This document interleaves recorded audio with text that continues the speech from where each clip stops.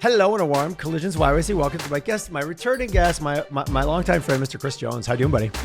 Good morning. Really good, thanks. How are you? I am good, man. It's the Tuesday after the long weekend, which I like to refer to as Fake Monday. And I already made a few trips and falls this morning, so it definitely feels like a Monday for me. I hope everybody listening, this is months later, had a lovely 25-degree Thanksgiving weekend in Calgary. Summer showed up for Thanksgiving, which was absolutely lovely. Chris, you and I have chatted before. We're chatting again. We're overdue for a catch up, and our audience is going to get to listen to us do it live. So I think that could be an opportunity to go down a few rabbit holes, because you are a man of many talents. From I'm reading your LinkedIn because I like to know. Follow for insights and letting go and delegating. We can talk about that. Business team coach, best-selling author, expert EOS implementer. I think that's how I first met you, was through your EOS ties, and something I know you're leaning in pretty hard on right now. Speaker, just a general man about town. So, what's going on in your world? Let us into the tent. What are you the most excited about right now? And then let's have a conversation about it. Yeah, I'd say I've got to play with a number of different realms these days. And it's funny how like you go and stretch in one direction, then kind of pull back to the original. And I'm just leaning in. The alchemist. Yeah. No matter how far we go, what we were looking for was there all along. Right. Yeah, and so I, the book launch went fantastic and had all sorts of fun and built some speaking content out and did the talk a few times and built a couple workshops and then decided I think I've done enough. And I might do a couple more, but I'm going to spend zero effort going to get more of it. And I'm really comfortable with that. So it's funny because there was a lot of effort to head that path. And then I'm like, man, I'm good. So I love crazy. that so I love that so much, because I think often, putting a book together, anyone who's thought about it, anyone who's entertained it, whether it's from a leadership perspective or just a life culmination, it's going to be the thing. But there is a journey, I think, sometimes where it's like, okay, I'm good. I did it. Like I scratched that itch, if you will. And it's not a success. It's not a failure. It was done. I did it. I feel good about it. And now I'm not going to, become the world-class author. I'm not going to do gigs in Timbuktu and fly all over the country or North America to do gigs. And you go, there's so many times I think from the outside we look in and go, oh, come on, but aren't you going to do the thing? You're like, no, I did the part of the thing I wanted. And now I'm going to go back to what gives me joy, which is the EOS from what I understand before our pre-chat. Yeah. Yeah, it's so true. And I think part of it's probably the friction with traveling with airlines right now. Remember when traveling used to be awesome and I used to look forward to it? Yeah. It's, they'll just leave you, cancel a flight with no accountability and no consequence, and then decline the reimbursement request. It's like, well, screw that. Like, who needs to deal with that shit on a regular basis? So honestly, the friction with travel was a contributing factor in that decision. And the fact that I love Calgary and love being here even in the winter and love to ski. And so, and my EOS work just keeps getting more and more powerful. And the transformation that I'm seeing with leaders is just, I'm having so much fun in the session room with my clients. It's just amazing. Like, let's just focus and double down on that. If you had a quick, we're in the elevator. We got 10 floors. I'll pick, I don't know how long that's going to take, but what's EOS? Yeah, it's a human energy management system. Whoa. Okay. Well, shit. Okay. I'm going to push stop in the elevator now, because I'm curious. I want to know. I'm like, that's not where I thought you were going to go. I didn't know where you were going to go. Actually, I shouldn't say where I thought. I didn't know. A human energy management system. Okay. All right. I'm curious. Tell me more. The perfect one-liner begets more questions. I love it. Yeah. It's all about helping owners get what they want out of their business. And so, like, what is that? I think it's different for everybody. Yeah.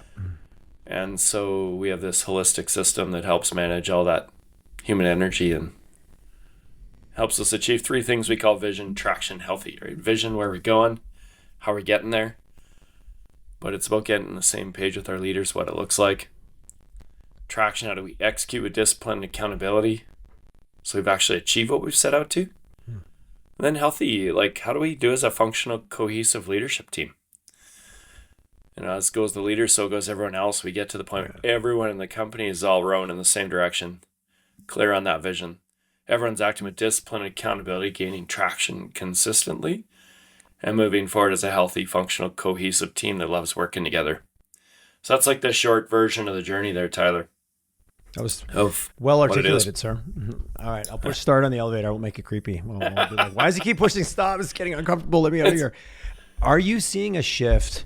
You know, obviously post COVID and all that bullshit. I don't know. We're going to talk about it post this or what, but I feel more, I'm having conversations here. I'm hearing more self-awareness from the leaders I'm talking to, more addressing who am I and how am I showing up? And that isn't necessarily taking into their leadership course. It's like, what are my triggers? Where's my emotional intelligence at? Am I creating psychological safety for my team or for myself? Am I beating myself up and expecting my team not to feel beat up? Oh, I would never treat anyone else that way, but meanwhile, I'm treating myself. I'm seeing and hearing, and this is something that's been a journey for me, so maybe that's why I see it. A little bit more, you know, the true leadership journey is that level of self-awareness that it then truly allows you to show up for your team, for your business, which fits really well into what I just heard you say, and from my interpretation of the words. Man, you're picking up for sure what I'm putting down, and you're on point. Seeing a lot of that. Okay. People are wanting that, right? They recognize the importance of that, where that never used to be a thing. Yeah. Right? It's like, hey, look, just do what I say, like I'm the leader, I'm the owner, whatever. Good old command and control. Yeah, that's clearly not proven to be effective over time. And so people are trying to get away from that because they recognize it doesn't work. And then swings the pendulum to the other side where it's like, well, how do we make our teammates happy and safe and all that stuff great? And then they try and give them everything. Yeah. Which creates its own monster. Yep. Because now we're not leading. We're just trying to make everybody happy, and that's impossible. That is a fool's errand, is it not? Yeah. I do appreciate. So you think from a pendulum perspective, obviously we're speaking very philosophically, metaphorically here. Sure. The swing to that other side is everything from, I guess, maybe our society from cancel to woke to whatever, the extreme versions of, there was things that needed to be addressed, but we went so far. I do feel like we're pulling back a little bit. And are you finding that in the boardrooms or in the kind of the startup ecosystems and the founders culture that, you know, certainly Calgary has such a strong emerging founders culture, from brand new startups to maybe 20-year businesses that are looking at things in a whole new way, right? It's not, I want to be careful with the word founder. It's so easily associated with an early stage business. I meet a lot of older been around for a while. They're looking at things very differently, or else they won't survive. The price you pay is severe. There's lots in that. Yeah, so it's like 17 questions I just threw in there. Yeah, that's good. Maybe it's early in the morning for me too. I don't know. But I talked to a 70-year-old business last week dealing with the same stuff. Yeah. You know, and obviously one generation transitioned at this point looking for a second. Okay. Yeah. And so, but it's the same issues. It's like, how do we transition knowledge, information, motivation to the next generation, whether that be family or not. Yeah. And so how do you do that? And so the appetite is strong for sure. Is, you know, there's a lot of exits that are going to happen one way or another in the next 10 years, especially right as the boomers age out and want to spend some of the money that they've been earning for all these years. Mm-hmm. And they're like, hey, I want to get out of my business, but how? Is a big conversation right now. And are you seeing that how more of a, she's just, you know, nobody wants to buy this thing. It's maybe doesn't have value that way. It's a service. It's not a SaaS. It doesn't have something. Or is it just also, I am the business. I am the heartbeat of this thing. And if I leave, I don't know if it's going to function. Or is it a combination of all the above? The ability to exit from a business structure perspective versus the psychological or physical realities of, I am too much of the business. I am the business. And that can be it doesn't have to be small business for that to be true. Yeah. Well, I'm seeing some big operations that are experiencing that same issue. Okay. And so again, it's all of, right? Okay. And some of them, I think there's the delusion of value in some situations of, I think my business is worth a lot. Look at the profit it's making. I've looked to buy a couple of businesses, and like the value, the actual value in the business was a lot lower than the owner thought it was. That's a fun conversation, isn't it? Yeah, it's like calling their baby ugly, right? It goes I over was really well. lands in personal insult territory really quickly. Oh yeah, absolutely, right. And it's like, I'm offended that you're offended. Yeah, yeah, yeah, it's like, well, as a buyer, I'm not interested in buying that, like not even close. And you've got this the challenge, we've all heard it or experienced it or been in, like I've been in tech for years, where it's just and so much of that individual's value has been tied up inside the business, whether they didn't pull cash out over time or whatever it was. It's now 30 years in, and here we sit. So therefore, I need quote unquote this big payout to make it make sense. Mm-hmm. Well, value dollar wise and value identity wise. Mm. Oh, let's unpack that a bit for us. There's a landmine for you, right? Yeah. Mm. What are you seeing, and how do you even broach that conversation? Well, I mean, I had to navigate it myself in recognizing. I think recognized at one point in my life that whatever I did, I go so deep and so hard that becomes my identity. And whether that was an athlete in school, that the team that I was on became my identity, playing. To the business that I ran, and then that became my identity, and then, and then it's like, well, wait a second, that's dangerous. I got called out in one of my EO forums. Someone asked me, like, who is Chris without this company? It was a fantastic question. Yeah. And I was like, whoa. I had like this visceral reaction of like, a lot, right? But the external was maybe wondering whether that was the case. Mm-hmm. It was a great call out. That's a good question. Yeah. Yeah. And how much soul searching, and again, not what was true, what wasn't true, but there's always a little bit of everything in a reality of a question like that. And was that some soul searching for you? And if you're listening to this from a founder's perspective, you're like, wait a second, I'm me. There's lots of documentation of a whole generation that 6 months after retiring, they pass away. Like there's some crazy stats around that. 100%. Because the purpose, and it wasn't just identity, but that purpose, which was your identity. Those are all very blurry lines unless you've taken the time, often with an external coach, advisor, therapist, whatever you want to call it, to really start breaking them down, because they get really messy really quickly. Yeah. I went and got certified in exit planning advisory in January of this year. Okay. Just had some spare time in my calendar and a bit of passion and curiosity to learn more. And the identity piece is one of the key reasons why exits fail. Either they stop at the last minute, the owner gets cold feet. Yeah. And they're like, well, wait a second, Ash, I really kind of like my life here. And, like that retiring on the beach thing is good for about 2 weeks. The reality is they might have just needed a vacation. I was going to say, sometimes you should just call that a vacation. Exactly. Yeah. I agree. But, we've hustled every day. Like I woke up at 5 this morning thinking about a new business I'm working on. And I was like all fired up, and well, I guess that's the end of sleep today. Like, that's good. Let's roll. And then you're just going to like golf every day. Like I'd be bored, and for sure within a couple of weeks. I don't like golf enough, I don't think. But so much. Yeah. What about the shoulds? Well, but I should do this. I should sell the business. I should exit. I should retire, which is a weird word. We could do a whole episode just on what that word means. But there's a lot of shoulds in business. Like, well, I'm only successful if I exit. There's such a founder mentality right now. And Jade, I'm sure Jade Alberts, had Jade on the other day talking about so many businesses that are just sometimes chasing the wrong thing. Like, oh, it's just about the next raise or my exit. What about building a value? What about building value for your customer? What about solving problems and falling in love with what we've been told we would, because it gets glamorized, and it does, versus like you can have a successful business, for a long period of time that solves problems and creates value and gives you a heck of a life. And you maybe never even had to exit to do that. It's such an interesting balance of the stories we get exposed to that aren't always factual or don't always tell the whole story. One of the mentors that I hang out with, Dan Sullivan, he calls it the R word, right? He's like, don't say the R word. Yeah, I get it. Yeah. Like he's 76, 77 now, I think. And he's working 2 different 20-year plans. That's like, awesome. He's I'm going to live to 156. And people ask me all the time, well, what if you don't make it? He says, well, the way I see it, it's not going to be my problem.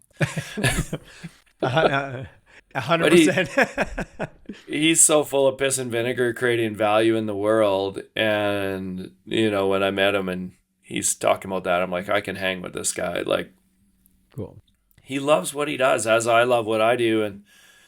And maybe I'll work less and play a little more as I get older, but I can't see myself retiring full time. Like, there will be the next thing, even if it's a nonprofit endeavor or some community give back or something. Yep. I don't think I'll ever stop creating value. It's just not the way I'm set up anyways.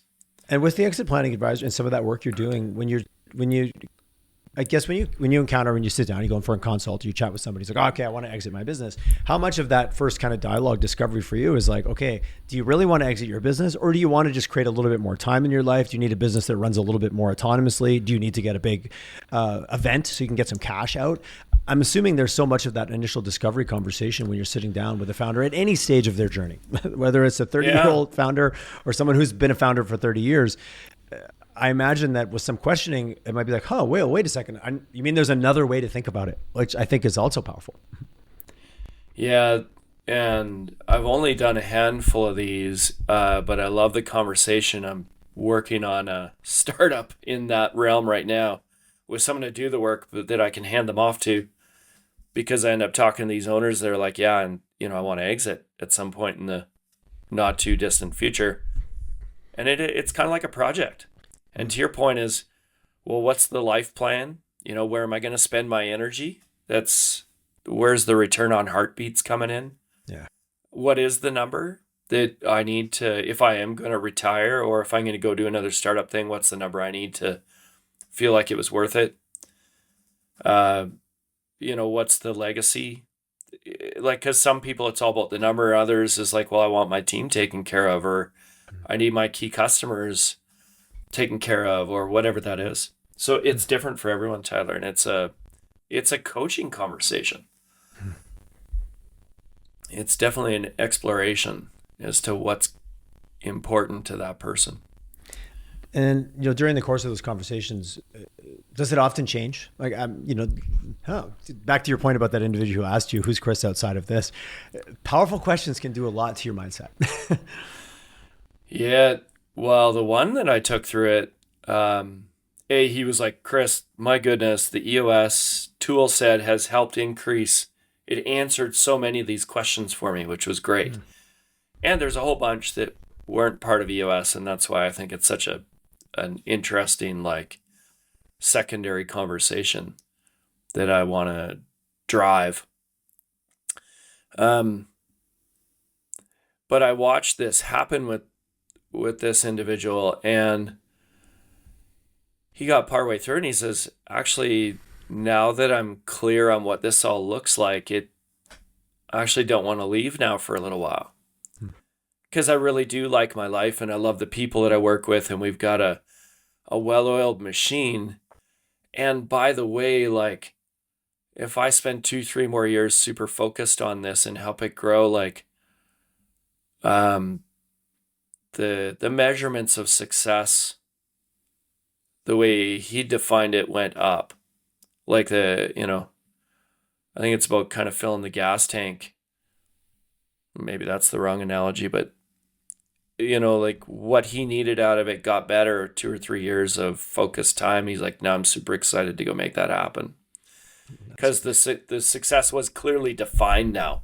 Yeah. Where before we were just doing stuff a lot of times, right? I'm just doing grinding, the thing. grinding it out. Yeah. Wow, it's exciting every day. We're doing something, but what is the end game? And I don't know. So, like, I didn't know a lot of times. I don't know. I'm just doing shit, making customers happy, finding cool products, and getting stuff out to market. Well, where are you going with this? I'm like, I don't know. Like, I'm just doing the thing. Life's very good, or the world that we live in is very good. It's just keeping you 1 foot in front of the other. Where you go, what if I look 10 steps out? Oh shit, I don't have time for that. Well, what if you did have time for that?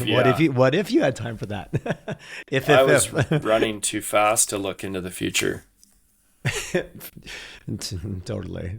But it's amazing. The faster you go, the more that information is critical to go around the course. Yeah, I'm joking. Used to race motorcycles, and what does speed do? It reduces options, because by the time you get in that corner, if it wasn't well set up, it's not going to work out. You go slow. You have all the time in the world to adjust yourself as you move through. It's such an interesting dichotomy with business. A lot of times, us business owners get juiced up by that speed, and that you're in the juice. Yeah. But it also shortens your field of vision. For me, I won't say that about anybody else, but I know for me it does. And I can really 100%. love it. I can really love checking stuff off my today checklist. It's very rewarding. I was guilty of that for sure. Yeah. Yeah. So if I'm listening to this now and I've tuned in because I'm like, okay, I like what these guys are going, talking about exits and founders, and what are some of those first conversations that you sit down with? Like, I'm listening and I've been running a 20-year business, a 10-year business, whatever, but I'm thinking about quote unquote the next thing. And oftentimes, well, I need to exit. I need to sell. That's the next thing. What are some of those first questions that you would put out there for people to really go, well, maybe that is, or maybe it isn't, but here's how to start thinking about it? Yeah, I think that the first thing we take them through is this Discover Gate process, and it gives them actually clarity on an assessment of value. And so there's about 65 questions, answers, like everything from the business health, like, do you have a defendable position in your market? Yeah. Do you have IP? Do you have a leadership team that's in a position to take over the reins? Are you investment grade? Mm-hmm. Yeah, exactly, right? And then it asks questions. Yeah, what is your written plan for post-exit? To what's your financial number, to what's your family situation, right? Like, is your family on side with this exit, etc. Which is some safe hard numbers and some hard yes nos, but also a little bit of philosophical, like, okay, let's talk about the impact that this is going to have not only for you but to people. I have many a friend who oftentimes his wives is like, oh, I'm not ready to have him home. So no, he's not ready to retire. Yeah. A few of my good older female friends have like, oh no, he thinks he's going to hang out at home. He's got something else coming. Yeah. Tongue in cheek, of course. Of course, yeah. Yeah, and all that, so you get that through that assessment, and it helps create clarity that, first off, if you don't hit a certain threshold, the likelihood of you selling the business actually goes really low. Like, you actually might have a financially fairly successful business, but if you don't have a number of the markers in place, no one's going to buy it. Like 70 to 80% of businesses going to market right now aren't selling. Oh, interesting. And it's going to get worse, I would think, and then they get as desperate. More supply comes on. Yeah. I had a tech session last week or 2 weeks ago, and it was about a month ago. It doesn't matter. An investment banker from the U.S. came in and talked about, from a PE perspective, are you investment grade? And his analogy is when they put you on the table in the operating room of PE, and you've got the gown on with your bum hanging out, and they check all your orifices. Here's what we're going to look at. It was savage. And most businesses that I know in the small to medium sized space don't even come close to being investment grade. Not even close. It was humbling. I knew it, but it was still humbling to go through it. Yeah. The word orifices was the right comparison. That's quite the analogy. It was. Yeah. I felt violated and that's somewhat, but it's all for my betterment. This will be good for you, I swear. But his reality, and they were talking a little bit bigger numbers, playing in kind of the PE space, but just the reality, kind of what you went through. Does your business meet all the criteria? Defensible position, sales team. Do you have a leadership team that is stable beyond you? Do you have a growth plan for your leaders? Do you have C players in your organization? Like, it was a great approach. And he said that the amount of wealth transfer that's going to happen, but the amount of businesses that are not set up to sell. Mm-hmm. Yeah, a lot of them. Same message. Will get a rude awakening when they go to sell their business. It's unfortunate. And so if they don't address it, then it won't sell. And then they either go back to the drawing board and prepare it for sale, or they walk away. Yeah. Right? That could be a bit of a rude awakening too. That can be a bit of a, like, you can argue all you want of what you think it's worth. Something's worth what someone will give you for it ultimately, right? I got a stat that might surprise you. What's the percentage of owners that exit their business? Oh, it's low. We hear about it all the time, so we think it's everybody, but I'm going to say 12.5%. Yeah. It's a trick question. It's 100%. Oh, all right, okay, yeah. Touche. I'm like, yeah. Anyways, my analytical brain missed the obvious point. Right. Nicely done, sir. Okay, now can you give me the actual answer? Son of a bitch. No. Yeah, right. So when I chuckled when someone first told me that too. Right, because like you go out on a stretcher, or you sell it, or you shut it down, or 100%. None of us and make it those out that alive. sell it, like half or at least half, or profoundly regret the sale. Oh, at least half. Okay, all right. Yeah, at least half profoundly regret it, and then there's a handful that are happy with the exit. And what does that look like? And what are the top regrets? Have you got into that one? Should have got more. I wasn't prepared. I shouldn't have left. All that kind of stuff. Yeah, I think a lot of it's that they didn't have a really good the next thing, right? Okay. They're like, well, I liked what I did and the people I did it with, and now I have no reason to get up every day. Like you were mentioning earlier, that's for sure a thing. Yeah. And they hadn't thought through what's next. And they also hadn't thought the true conditions for exit. Like, what are the success conditions? Okay, tell me more. Well, is it the number? Is it the taking care of the people? Is it the taking care of the brand? The what actually matters? What matters? Yeah, exactly. Yeah. Yeah. What are those key non-negotiables in an exit that make it worthwhile?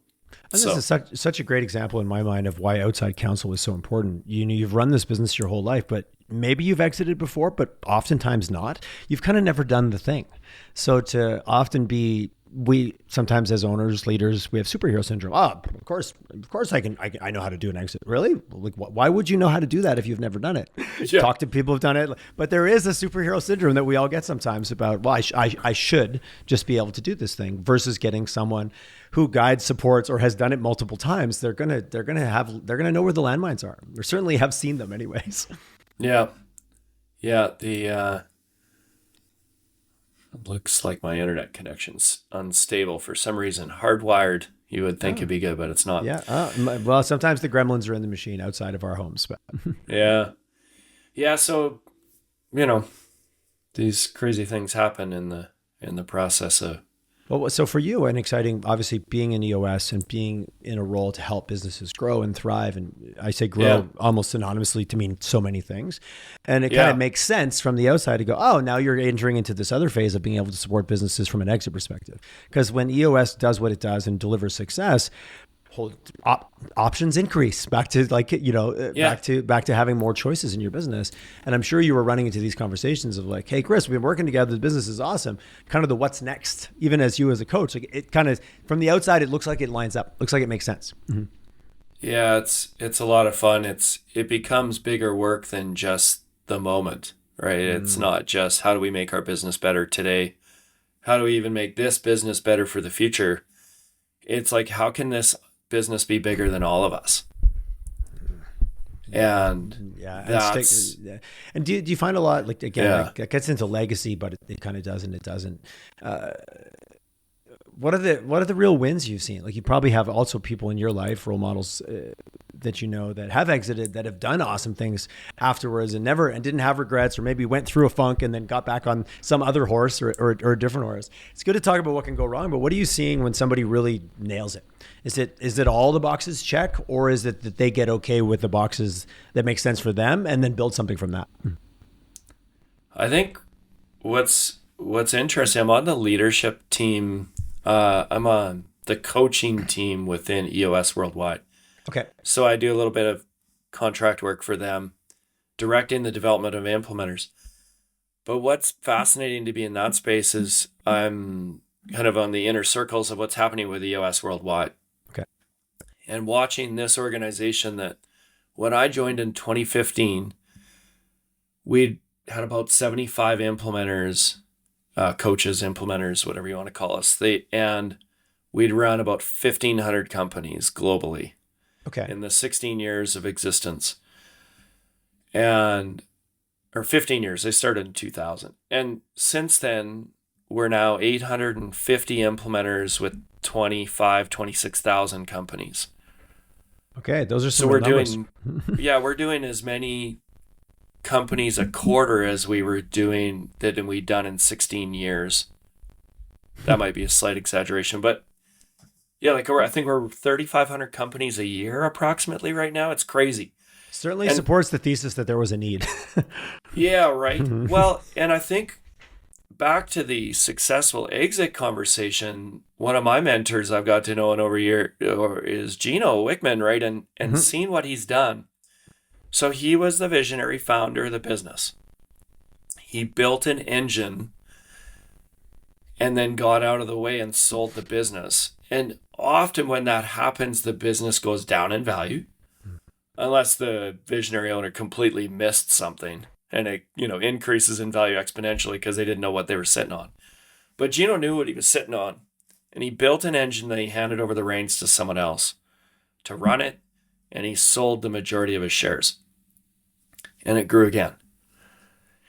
And then that visionary leader ran it for 5 years, Mike Payton. And they transitioned another visionary CEO into the role, and it continued to grow again. Like, that's a bit of a unicorn story, right? So it's not common. And you look at Gino, and you talk to Gino right now, and the guy couldn't be happier. Like, he's so incredibly good at saying no. You're like, hey, Gino, would you help me with this? And he's like, no. Yeah. And that's the end of the conversation. The art of saying no, yes. He's like, hell no, I wouldn't do that. He's got so many fun things to work on right now that fills his soul.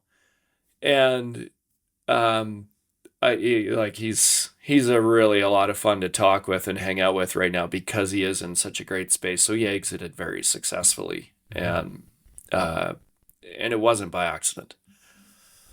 And he had a deliberate path in terms of this is what I'm going to do and how I'm going to do it. And to see a business now get exited or have fresh leadership kind of through 3 cycles or 3 generations of leaders and continue to grow every time, you're right, that is a unicorn story. Mm-hmm. It is highly unusual. And it's a fascinating story, and watching it happen, and I get to see kind of the inside track. It's not without its perils. I mean, it's not been easy. Like, we call it hitting the ceiling, and we are like perpetually hitting the ceiling in this organization because we are growing so fast. Yeah. And so many things are flying at us, and as the market evolves and et cetera. And, we keep finding our way through it. It's really cool. I'm curious because I always love a global perspective laid over a local point of view. Yes. So you are working with this organization globally, talking to leaders from all over. What are you seeing in Western Canada in contrast? Or is it all we're on a different version of the same journey? Are you seeing things specifically relevant to what's happening in Western Canada? And I say that very broadly. That could be anything that you see as similar or different. That's that perspective of like, oh, we're this or we're that. Well, how does that compare or contrast to what's going on in other markets? Yeah, so there's no doubt, like, I'm in contact with a lot of these implementers all over the world, more in the US than other areas, but still hearing from other areas. Compare that to Western Canada. What I'm seeing happen right now is that Western, like especially Alberta, specific as most of the people that I'm talking to, I mean, there are challenges in the market, but we're growing as fast now as we've ever grown. Yeah. And the number of conversations that are happening here, there are areas in the States that are really starting to show some pullback.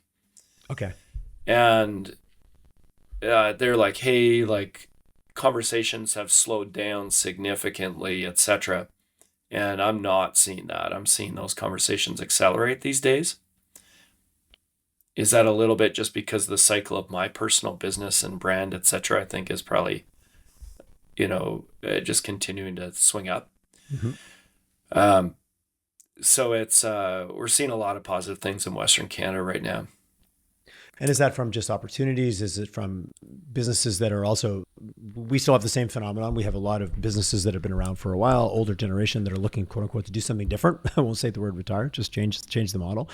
Yeah. But yet business seems to be firing on all cylinders. Everyone I'm talking to, we did our tech meeting. We had one 2 weeks ago, and then we did the kind of red, yellow, green check-in. And, there was some yellows from Canada perspective, but everyone around the table, a lot of had businesses in Alberta, a lot had businesses that were Alberta and outside. It was all green. Everyone had a green, 6 months from now, is Alberta going to be same, less or better? Everyone was green. Canada was a little bit more on the yellow side, but it was green lights. Literally, I think 14 people around the table also green. That's rare that you ever don't get at least one yellow. Somebody throws in, I'm not sure. And that's saying a lot. And often, we have businesses, we do a lot of work in Toronto, and there's definitely some different conversations there. But when some other parts of Canada are maybe slowing, Alberta seems to rock. It does seem to have this weird kind of topsy-turvy, right? I don't know. Yeah, That's a loose economic statement I just made. Topsy-turvy, loosey-goosey. I don't know. yeah, I think it's scientific. Yeah, thank you. Yeah. Thank you for Yeah. supporting that one. But it seems to be the sentiment that I'm getting from everybody. And it sounds like you're hearing the same thing. Yeah, I think we're up about 63% year over year. My individual practice is up 28%. And does that just translate to more business owners reaching out to you going, hey, heard about what you're doing, need to make things better, let's talk? Is it as cut as dried as that? Yeah, pretty much. As well as the work over time that I've put in to develop my expertise has enabled me to charge a little bit more too, right? So and so the work that I'm doing is higher quality. It's both.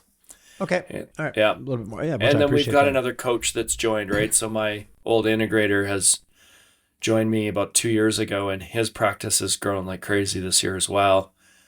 So we're, his grown percentage wise a lot more because he's, yes, I appreciate that. Yeah. The 0+ can look like 300% increase.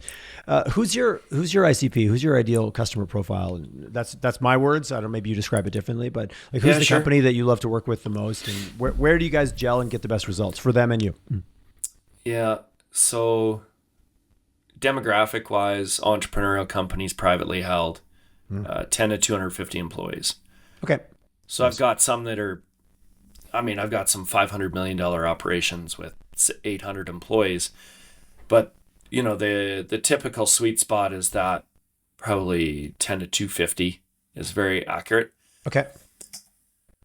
Geographically, we're targeting Calgary and area. I've got a number of clients that fly in from different parts of the country, etc., even some US, but mostly Canadian leaders. But psychographic profile is the key one for me. Okay, nice. They're frustrated. They're not getting what they want. So they want help. They're growth oriented, right? Not just revenue, Tyler, but as you're saying, like growth, what does that mean, right? They're serious about making it better, and they're not afraid to get uncomfortable. And so there's an element of humility in what they're approaching with, of like, I don't know it all and I want some help. Appreciative and respectful. And then a key element is willing to be open, honest, and vulnerable. Well, you said humility is a big word you dropped in the middle of all that. Yeah. Yeah. I see some really smart individuals that are like, I'm willing to look at things a different way, or I'm aware, like, we need an outside, someone that, I can't read the label because I'm inside the jar kind of conversation. Yep. And ready for that outside help. And I'm willing to do things differently than I did in the past to get it where I want to go, because it can't be about me anymore. Because back to your point earlier, right? I call it that owner's card. They played the owner's card for a long time, and it's time to transition away from that. The owner's card. Yeah. Oh, you pulled the owner's card. And is this often because these businesses are like, I want to grow, or it's outsized market pressure, it's competitive, technology is forcing me to change? Like, it feels like it's all of those things. Like, I'm getting my market, which I've had some pretty good, security in, is now all of a sudden being disrupted by a new technology player that's come in and can do it better, faster, cheaper, or they're touting that they can do it better, faster, cheaper than we can. Or it's just, hey, I've been doing this thing for a while. I'm not satisfied with third gear anymore. I want to get into fourth gear. Do you see more of a driver of just the rapid pace of change, or is it these individuals themselves just feeling that angst of, I need to do better, different. I need to do it. Well, I say all my clients are like snowflakes. Not that they're soft, but that they're unique. And so it's so different from each individual, Tyler. I'd say the common threads are less driven by external pressures and like, oh my God, I'm trying to keep up. Yeah. And more driven by, I see exciting things ahead of us and I want to do it better. And I see more interest now around, hey, I want to get out of the business at some point and I want to develop my leadership team better. And I need to have a context for a conversation around that. Okay. And so I'm seeing more around like that greater good. How do we make the company a better entity that's going to be able to do more good, that's not reliant on one or two individuals anymore? I really appreciate that intrinsic versus extrinsic of like, no, I'm motivated. And yes, sure, we all suffer from high pace and high change and lots of pressure. But the individuals that go, no, this is something I feel and something I want to facilitate is probably the one that's going to be able to, if it's external pressure, the problem with that is the pressure goes away and then the motivation goes away with it often. Yeah, right? Yeah. Take away the pain and I'll stop doing the thing, right? Have you read that book Drive by Daniel Pink? Forever ago. Yes. Like forever and ever ago. But yes, I have actually. Right. Yeah. I've missed it somehow. I'm listening to it right now. And nice. I love when something comes around and you're like discovering it. I had that when I had Mindset by Carol Dweck, which is 2017. And it's like, oh, I get the concept. Yeah, no problem. Then I finally read the book like 3 months ago and I was like, oh, I have been missing out on this whole concept. Like I got it, but I didn't really get it. And I was slow to the roll on that one, but it was so good. I'm telling people are like, yeah, that book is like 6-8 years old. I'm like, yeah, but have you read it? It's amazing. I was out touting it with all my friends and they all looked at me like I was, way out of touch, but it was a good book. Yeah. Right. Like anyway, there's just so many, I'll read some newer stuff, but there's that was one of the older ones that I'd never read yet. And I'm like, I got to get into this. Right. But a good philosophy holds up, right? Like it doesn't have to go out of style because it's 10 years old. Like, what's on your what's on your nightstand right now? Obviously, Drive by Daniel Pink. What else you got going on? Like, as I look and I can see your background, and there's a stack. You're literally surrounded by a wall of books. So what's on your popular hit list right now? Chris's book recommends. I've become a book collector. Yeah, I love it. Yeah, reading anywhere between 25 to about 60 books a year. Nice. Solid numbers. That's what can you bench? That's what can you bench question. I like that. Oh, well, some days I can bench this much.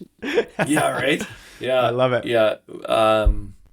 Reading a historical fiction right now, Under a Blood Red Sky, I think is so good. I get it. Yeah, that's it. That's I read that a few years back. Really, really good. Yeah, enjoying that. And and then I usually have like an Audible book. Are you an audio? Yeah. Are you an audiobook guy? I am.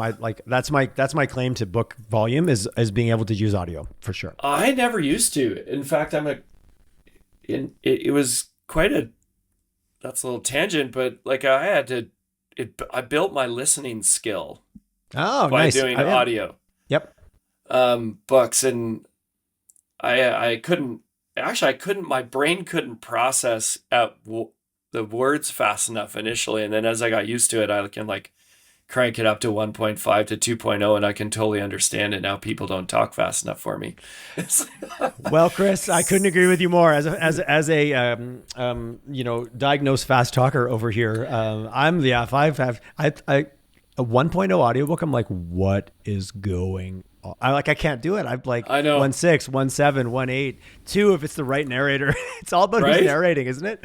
I couldn't agree with you more. My God, when people get into my car, they're like, what's going on in here? I can't even deal with this. I'm like, this sounds perfectly normal to me. I'm not sure. But it took time. I had to work my way up to it for sure. It is. It's a skill that can be developed. Absolutely. Yeah.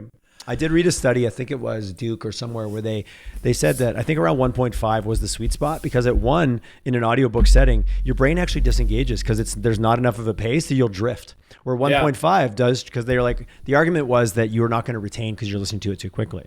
So they did the test and it actually came out to a certain point, of course, and based on the individual, speeding it up actually increases retention because it causes your brain to be more focused on what's happening versus drifting off. So that's my justification for 1.5 or over. And then as a professional speaker, we're taught to vary pace for that reason. Like we need to disrupt. And so you're going to pick up pace and excitement and momentum, and then you're going to pause. Yeah, pause is key.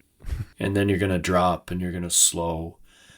And you're going to create variance in pace to keep attention in the room. Yeah. Oh, it's such an art, the ability to deliver, but also absorb information. I like what you said, like made you a better listener. That's a cool outcome to that. Yeah. Yeah, it did. It helped me. Listening's for our turn to think, not speak. Isn't that the truth? You got Drive, you got Under a Blood Red Sky. And the third one is 10x is easier than 2x. I haven't read that one. I've had that one many. I've not read it though. Ben Hardy. And everyone thinks 10x is like revenue. And that's the wrong way to approach it. Everyone, it's like add a zero to the revenue. It's like, no. Like 10x thinking is how do we fundamentally approach a conversation a different way? Oh, I like that. Yeah. Right. How do we make this a $10,000 hour versus a $100 hour? That's how my business partner and I joke about it. Like, okay, well, let's go have some $10,000 hour meetings where we actually create exponential value. Just as a service-based business, it's easy to play with that dollar amount. You're like, oh man, I'm doing way too many $100 hours over here. Well, and actually a 10x conversation is not to think like yes and, but let's stop talking about dollars per hour in that conversation. For sure. Yes. I get the flaw in that. Like, what do we reframe completely like the problem that we're actually dealing with and think about it a different way? And speaking of audiobooks, I was just listening to The Apollo Murders by Chris Hadfield. It's quite good, and the narrator Ray Porter is one of my favorites. But I love the way they talk about working the problem as they're in the space shuttle and they're doing the things like, we've got a whole team working the problem. Just that term, just like even what you said about reframing of like how to work a problem by unpacking it, looking at it from a different perspective, not just going to the checklist that you have as every pilot or every operator, you have a checklist. But sometimes the problems move outside that. Now you have to work the problem. Something about just those words, again, the benefit of listening to fiction, I'm like, I need to start working the problem more. I need to think about what that means and reframing kind of what you just said. So again, sometimes fiction can also provide you with some good learning that isn't just another self-help business book. Well, and I think listening to a guy like Hadfield too, because like their world, I think understanding the business model in which we live in, the type of life in which we live in, and astronauts live in the world of analyze everything because if any failure happens on a spaceship, you die. Yeah, everything can kill you. Yeah. Like everything can kill you. So therefore they spend like 90% of their time imagining things that could go wrong and preparing for the inevitable. Of time executing. Yeah. That's right. Versus like understanding a business model, like, well, what is the cost of failure in your business? And how much time does it make sense in contingency planning? And so, a business like mine, people like a spaceship's not going to blow up and we're not going to all die if something goes wrong in a session room. So contingency planning is important for a business like mine, but not 90% of my time important like an astronaut's would be. And so I think there's understanding. He's a fascinating author and guy to listen to. And it was a fun listen, and I took a few things. It was his fiction book, and it was quite entertaining. And there was a great narrator. Ray Porter is one of my favorite narrators. He's got such a good voice. He reads all the Jack Carr kind of Navy SEAL books, so it's kind of nice. Like that's Harlequin romance for dudes. I think is what it is. Not that women don't listen, but I always joke. It's describing the weaponry and all the things, and I'm like, oh my god, I feel like such a nerd right now. I love it. Like the guy that narrated David Goggins' book "Can't Hurt Me." Like phenomenal voice. It's all about the voice. It's all about the voice. Well, you listen to David Goggins talk and you're like, oh, and that's why he didn't narrate his own book. Why you should outsource certain things, 100%. That's right, yeah. Chris, I'm mindful of time. We had a time limit today, and you and I, as per usual, could blow through it. We could double it, we could triple it. Yeah, it's 9:15. I know you got to run. Some good some philosophy, some hard-learned lessons. I really appreciate the journey you're on. I do love the time you're spending on really what is exiting and unpacking that, and not saying the R word, talking about exit and all the things that could mean that aren't necessarily the traditional sit on the porch in the rocking chair and wait to die. That's extreme, but I think we've all heard those stories too, right? I guess it depends. It's what is right for you. And if that really is your dream and it works for you, then do it, right? But being clear that it doesn't have to be what society's telling you it has to be. Yes, Don't remove my agency to choose. I do not like being told anything. I guess maybe that's why I'm a business owner. Especially entrepreneurs. Think by that philosophy. 100%. Chris, good having you on. Always LinkedIn. I know you're big and you're prevalent on there. If someone wants to get a hold of you, what's the best way? The main website, LinkedIn, or our main website, relentlesschrisjones.com. Oh, nice. Oh, I forgot that. I like that, Relentless. Yeah. Chris, always love our chats. Love what you're doing. Love the energy you bring to our city and to our community. And it's good to reconnect, man. Thanks for taking the time. Yeah, man. Same back at you. Great to be on. Good to see you. Thanks, brother.